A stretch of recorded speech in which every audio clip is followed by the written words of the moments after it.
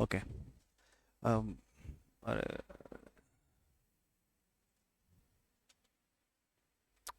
Okay. Hi everyone, I believe कि आपके अभी तक के सारे पेपर काफ़ी अच्छे गए हैं। अब आपका जो नेक्स्ट पेपर है that is the income tax and GST. इसके बारे में मैं थोड़ा सा आपको गाइड कर देता हूँ कि किस तरीके से आपको अप्रोच करना चाहिए। इस टाइम आप काफ़ी लकी है कि आपको 3 दिन की छुट्टियाँ मिल रहे हैं, तो आप बहुत अच्छा स्कोर कर सकते हैं सब्जेक्ट में एंड काफ़ी प्रैक्टिस कर सकते हैं। एक दिन होता है तो थोड़ा सा टाइम कम पड़ता है, सब्जेक्ट काफ़ी लेंदी है, बट 3 दिन को बहुत अच्छे से आप यूटिलाइज करना।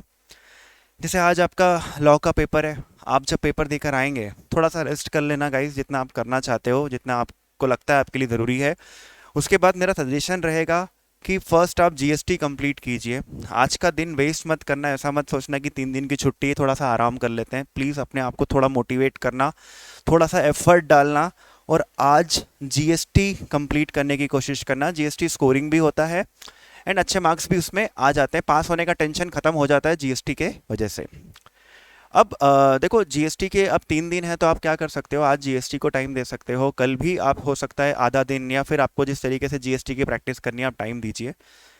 मैं जब आप इनकम टैक्स पढ़ना स्टार्ट करेंगे तो आपको क्या करना है वो बता देता हूँ। इनकम टैक्स के रेस्पेक्ट में आपको सारे हेड्स पे फोकस करना है।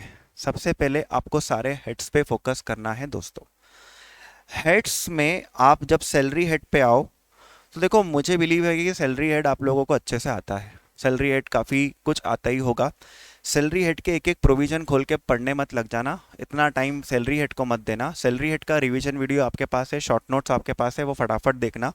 एंड दो तीन कॉम्प्रिहेंसिव क्वेश्चन जो कि सैलरी से रिलेटेड है, जिसमें पर्क्स भी है, अलावेंसेस भी है, उन क्वेश्चंस की आप प्रैक्टिस कर लेना। आपके पास इस बार क्वेश्चंस की प्रैक्टिस करने का टाइम होगा, तो सैलरी हेड के कॉम्प्रिहेंसिव क्वेश्चन की प्रैक्टिस कीजिएगा। देन हाउस प्रॉपर्टी हेड पे जब आओगे दोस्तों, तो हाउस प्रॉपर्टी हेड का जो रिवीजन वीडियो है ना, आप देखना, बहुत शॉर्ट वीडियो है। उसमें एक बार में आपको थ्योरी कवर हो जाएगी पूरी की पूरी, मतलब आई थिंक 20-25 मिनट में या 15-20 मिनट का कुछ वीडियो है।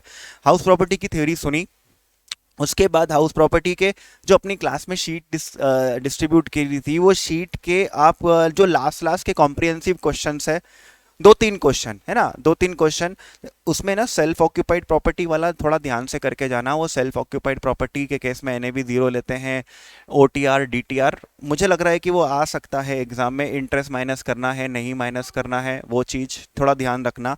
हाउस प्रॉपर्टी जब पढ़ रहे हो तो दोस्तों, जो सेक्शन डबल ई ए है जिसके अंदर एक्स्ट्रा इंटरेस्ट की डिडक्शन मिलती है, प्लस जो आपका 80C है जिसमें प्रिंसिपल अमाउंट ऑफ लोन की डिडक्शन मिलती है, इनकी कंडीशन ध्यान से पढ़कर जाना, है ना।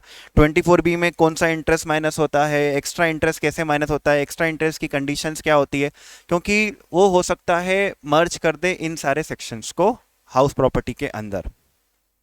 अब बात आती है पीजीबीपी की, है ना। पीजीबीपी के अंदर अपने आप में ही काफ़ी इंपॉर्टेंट टॉपिक है। पीजीबीपी में आपको ये करना है कि सेक्शन 32 के ऊपर एक इंडिविजुअल क्वेश्चन एग्जाम में आ सकता है, तो सेक्शन 32 डेप्रिसिएशन अच्छे से करना है भैया। और डेप्रिसिएशन के अंदर भी प्लांट एंड मशीनरी के क्वेश्चन देखना, प्लांट एंड मशीनरी में भी जो एडिशनल डेप्रिसिएशन वाली बात है वो करना। तो सेक्शन 32 एक ऐसा है जिस पे इंडिविजुअल क्वेश्चन आ सकता है। फिर है ना बच्चों, जब पीजीबीपी पढ़ रहे हो तो सेक्शन 35 AD पे जरूर फोकस करना। 35 AD के ऊपर स्पेसिफाइड बिजनेस को क्या बेनिफिट मिलता है, उसके प्रोविजंस पढ़ के जाना।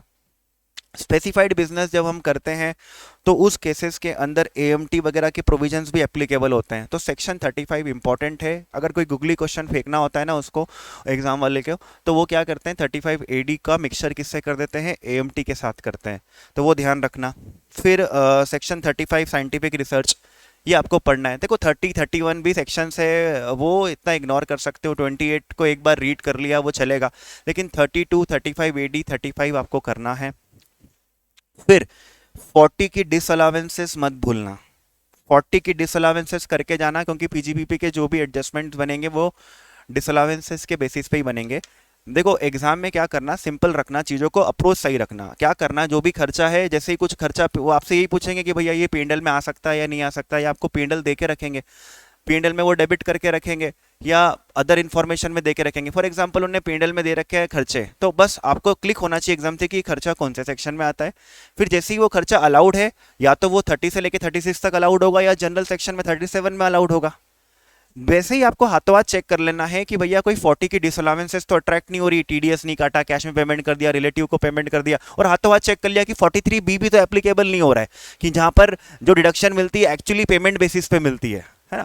तो ये सारी चीजें आपको 40A2, 40A3, 40A1A, 40A1 और 43B ये लगा कर देख लो डिसअलावेंसेस के सेक्शन, ये करके जाना होते हैं। डिसअलावेंसेस मत छोड़ना, एडजस्टमेंट्स में वो आती है। इसके बाद दोस्तों प्रिजम्पटिव टैक्सेशन बहुत ज़्यादा इंपॉर्टेंट है। प्रिजम्पटिव टैक्सेशन 44AD, 44ADA और 44AE दोस्तों है ना, ये आपको पता होंगे। 44AE के बारे में मैं एक बात बोल देता हूँ। 44AE में क्या होता है कि वो 1000 पर टन वाला और 7500 पर मंथ वाला जो वो पॉइंट है वो, और वहां पर जनरली तो इन दोनों सेक्शन में ये होता है कि वो 8%, 6% या 50% कर दिया तो उसके बाद कोई भी चीज टैक्सेबल नहीं होती, मतलब कोई भी चीज माइनस नहीं होती है, वो फाइनल प्रॉफिट होता है। लेकिन 44AE में याद रखना कि 40B की जो पार्टनरशिप फर्म होती है उनको इंटरेस्ट और सैलरी डिडक्शन मिलती है। तो एग्जाम में एक कॉम्बिनेशन बनता है इन दोनों सेक्शन का, 44AE एंड 40B साथ में जरूर पढ़ना। तो मैंने आपको भी एक कॉम्बिनेशन बताया 35AD, वो आपको पढ़ना है, प्लस उसके साथ AMT लगाना है। फिर आपको 44AE जब आप पढ़ोगे तो 44AE के साथ आपको 40B का कॉम्बिनेशन याद रखना है, एक क्वेश्चन इन पे आ सकता है। ठीक है, 3 दिन है इसलिए मैं थोड़ा डिटेल में बात कर रहा हूँ कि आप अच्छे से मेहनत कर सकते हैं। फिर बात आती है कैपिटल गेन्स की। तो दोस्तों कैपिटल गेन्स जब आप पढ़ो ना, 90% ऑफ द, बेटा प्लीज आवाज मत करना, 90% ऑफ द टाइम्स देखो ये होता है लैंड एंड बिल्डिंग का कैपिटल गेन निकालने का आता है। लैंड एंड बिल्डिंग के सेक्शन 50C पे फोकस करना कि सेल कंसिडरेशन क्या कंसिडर करते हैं। फिर सेक्शन 54 की एग्जम्पशंस वगैरह कोशिश करना कि 54 के अंदर वो पढ़ के जाएं कि भैया कैपिटल गेन निकल गया तो भैया हाउस प्रॉपर्टी बेच के हाउस प्रॉपर्टी खरीद ली, या हाउस प्रॉपर्टी बेच के बॉन्ड्स खरीद लिए। ठीक है, तो वो एग्जम्पशंस जरूर पढ़ना है। लैंड एंड बिल्डिंग का कैपिटल गेन निकाल के सीख आना, फॉर्मेट रख लेना कि लॉन्ग टर्म कैपिटल गेन कैसे निकालते हैं, sale consideration minus transfer expenses minus index cost of acquisition minus index cost of improvement, capital gains और एग्जम्पशन। तो ये सब चीजें पढ़कर जानी है लैंड एंड बिल्डिंग से रिलेटेड। बाकी आप फिर अगर लैंड एंड बिल्डिंग हो गया आपका तो आप उस पर फोकस करना, 112A पे फोकस करना, सेक्शन 112A पे फोकस करना। फिर अगर आप और आगे करना चाहते हैं तो 45(2) जो कि conversion of capital assets into stock in trade वाला जो सेक्शन है वो, एंड 50B ये करके जाना। 50B 45(2) लैंड एंड बिल्डिंग का कैपिटल गेन निकालना है, और उस कैपिटल गेन निकालने में क्या क्या एग्जाम्पशंस मिलती है प्लीज इस पे फोकस कीजिएगा। इसके बाद दोस्तों अदर सोर्सेज है। अदर सोर्सेज में अमेंडमेंट्स हैं, तो अदर सोर्सेज की चीज़ों को थोड़ा सा ज़्यादा अच्छे से देखना। अदर सोर्सेज में वो जो LIC वाला है, लाइफ इंश्योरेंस वाला, वो वाला क्लॉज आप करके जाना, 99% एग्जाम में वो एक्सपेक्टेड है कि आ सकता है। इसके बाद दोस्तों क्लबिंग है। क्लबिंग ठीक है आपने पढ़ी रखा होगा, सेट ऑफ है ना, ज़्यादा कोई खास बात नहीं है। एग्जाम के पहले आप इनको देख लो, एक दो क्वेश्चन आप क्या कर लो, सॉल्व कर लो इनके, काफ़ी है। रूल्स पढ़ लो कि भैया क्या चीज़ें किससे सेट ऑफ हो सकती है, नहीं हो सकती है। ज़्यादा टाइम मत देना इन दोनों के ऊपर, बट सेट ऑफ पे दे सकते हो, थोड़े रूल्स अच्छे से पढ़ना है इसके। दोस्तों अब आता है डिडक्शन, है ना। डिडक्शंस के अंदर हमें काफ़ी मेहनत करनी है, और क्वेश्चन में हिडन डिडक्शंस भी बहुत होती है, ध्यान रखना। जैसे अगर एम्प्लॉयर्स कॉन्ट्रीब्यूशन टू RPF लिखा है तो फिर वो होगा कि एम्प्लॉयज़ कंट्रीब्यूशन सिमिलर हुआ है तो फिर उसकी भी 80C में क्या मिल जाएगी, डिडक्शन मिल जाएगी। अगर इंटरेस्ट ऑन सेविंग अकाउंट है तो TTA में क्या मिल जाएगी, डिडक्शन मिल जाएगी। तो डिडक्शंस कहीं हिडन होती है, मतलब है ना, जो डिडक्शंस के सेक्शंस होते हैं प्लीज़ ये है ना हर सेक्शन में, हर क्वेश्चन में देखना एग्जाम में कि कहीं डिडक्शन का कोई हिडन पॉइंट तो नहीं है। जैसे हाउस प्रॉपर्टी में EE लग जाता है, 80C स्टैम्प ड्यूटी वगैरह के लिए 80C, प्रिंसिपल पेमेंट के लिए 80C लग जाता है। तो होता ये कि डिडक्शन हिडन होती है, उनके ऊपर आपको फोकस करना है। डिडक्शन के अंदर जो इंडिविजुअल जिस डिडक्शन पे क्वेश्चन आ सकते हैं, बाकी तो क्या होगा 80C 80D ये तो किसी क्वेश्चन का पार्ट बनकर आएगा, इसमें इंडिविजुअल क्वेश्चन नहीं आएंगे। लेकिन एक 80G सेक्शन है दोस्तों जिसको कि वो इंडिविजुअली पूछ सकते हैं, इसका एक क्वेश्चन जरूर प्रैक्टिस करना। और एक बहुत ज़्यादा इंपॉर्टेंट, मतलब एक मैंने आपको बोला है 32 मेरे को एक्सपेक्टेड लग रहा है एग्जाम में, 32 डेप्रिसिएशन का आ सकता है, 35AD मुझे एक्सपेक्टेड दिखता है कि ये आ सकता है, 10AA ये जो मैंने आपको 3 सेक्शन बोले हैं, 10AA, 35AD और सेक्शन 35, इसमें से एक क्वेश्चन तो आएगा 10AA के अंदर। आपको थोड़ा सा फोकस करना है। 10AA के साथ में AMT के प्रोविजन जरूर करना। 10AA के ऊपर OTR और DTR के प्रोविजंस क्या है वो देख कर जाना, इसका एक कॉम्बिनेशन बनेगा। तो देखो एक क्या होगा 35AD 35 यानी स्पेसिफाइड बिजनेस, स्पेसिफाइड बिजनेस के साथ एएमटी लगता है। और उसके बाद फिर ओटीआर डीटीआर के में दोनों में क्या चेंज हो जाते हैं, क्योंकि डीटीआर के अंदर ऑब्वियस बात है 35 का बेनिफिट नहीं मिलता। 10AA के अंदर एएमटी भी लगता है, ओटीआर और डीटीआर में प्रोविजंस क्या हो जाते हैं, चेंज हो जाते हैं, ये देखना है। फिर बच्चों self occupied property, self occupied property में इंटरेस्ट का बेनिफिट नहीं मिलता, ओटीआर डीटीआर के जो प्रोविजंस है उसको ध्यान से देखना है, डिडक्शंस का बेनिफिट नहीं मिलता। तो जो ये कॉम्बिनेशन वाले सेक्शन हैं ये देखकर जाना इस बार आ सकते हैं। ओके, तो दिस वाज रिगार्डिंग डिडक्शंस। बाकी ये एटीयू और ये सब छोटे मोटे सेक्शन है उसका वीडियो है, फटाफट देखो, डबल स्पीड करके देखो, अपने को सुनना है, याद तो बहुत कुछ होगा। एग्जाम टाइम पे कुछ नया मत पढ़ना, मैं हाथ जोड़ के रिक्वेस्ट करता हूँ, जो आता है उसी पे फोकस करना, जो नहीं आता उसका लोड मत लेना, जो आता है तुमको वही एग्जाम में आएगा। जो नहीं आता है, कुछ अजीब क्वेश्चन दिख रहा है, कुछ कहीं से आरटीपी उठाई, कुछ गजीब दिख गया, रट लो, दिमाग मत लगाओ, क्या है ऐसा आया तो ऐसा कर देंगे, ऐसे तो हजारों चीज़ें होती है, अपन माइंड वेस्ट, टाइम वेस्ट नहीं कर सकते और माइंड खराब नहीं कर सकते। इसके बाद टीडीएस वीडीएस जो छोटे मोटे सेक्शन है, रिटर्न्स ऑफ इनकम, वो सब आपको देखने हैं, उसमें कोई खास नहीं मेरे लिए बताने का, बट ये है कि सेक्शंस याद रखना, रिटर्न ऑफ इनकम के सेक्शंस याद रखना, टीडीएस के सेक्शंस याद रखना, डिडक्शन के सेक्शंस याद रखना, पीजीबीपी के सेक्शंस याद रखना। इनके सेक्शंस आप कोट करके आएंगे तो अच्छा है, नहीं याद है अभी तक तो ज़बरदस्ती दिमाग को परेशान मत करना, नया तो पढ़ना ही नहीं, जिनको याद है मैं उनकी बात कर रहा हूँ कि भैया ऐसा करना है। अब बात आती है, ये तो आपने प्रिपरेशन कर ली भैया, है ना, फिर टोटल इनकम के 3-4 क्वेश्चन जरूर सॉल्व करना, टोटल इनकम के 3-4 क्वेश्चंस की प्रैक्टिस करके जाना जिसमें एएमटी भी लग रहा है।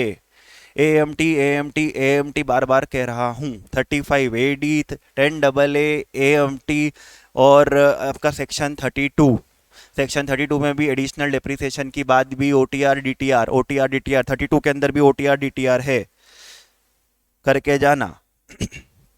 आएगा, इन चारों में से कुछ ना कुछ कॉम्बिनेशन बनकर एग्जाम में आएगा। अब टोटल इनकम की प्रैक्टिस कर ली आपने 3-4 क्वेश्चन, और मेरे हिसाब से तो यही है। फिर जब आप एग्जाम में अपियर करो ना, थोड़ा कूल माइंड होके अपियर करना, ये भूल रहे हैं ऐसा फील आता है, सबको आता है, मेरे भी एग्जाम दूंगा तो मेरे को भी डर आएगा कि यार भैया मैं भूल रहा हूँ, मैंने भी एग्जाम दी थी तो मुझे भी डर लगता था, तो नॉर्मल पार्ट है, उसको कोई टेंशन मत लेना, आपने अच्छे से पढ़ रखा हो तो एग्जाम में आपको वो चीज़ें याद आएगी।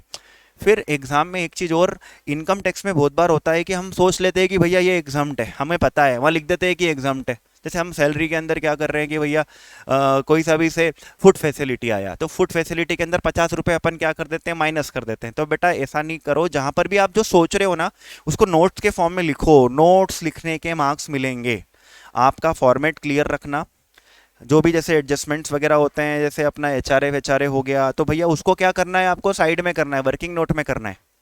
एचआरए का जो टैक्सेबल अमाउंट है वो यहाँ लिख दिया, उसका वर्किंग नोट साइड में बनाइए, ठीक है। और नोट प्रॉपर लिखिए, पूरा सेक्शन याद है तो लिखिए, नहीं याद है तो कोई दिक्कत नहीं है ना, कोई दिक्कत नहीं, as per the provisions of income tax लिखे। बट मैं ये कह रहा हूँ कि जो भी आप क्वेश्चन में कर रहे हैं तो नोट्स लिखें, बट प्लीज़ अपना टाइम भी देख लेना, हो सकता है कभी टाइम कम हो, उस वजह से आप क्वेश्चन कम अटेम्प्ट कर पा रहे हो, तो थोड़ा सा नोट स्किप कर सकते हो, लिमिटेड रख सकते हो, बट लिखना ज़रूर ट्राई करना, ठीक है।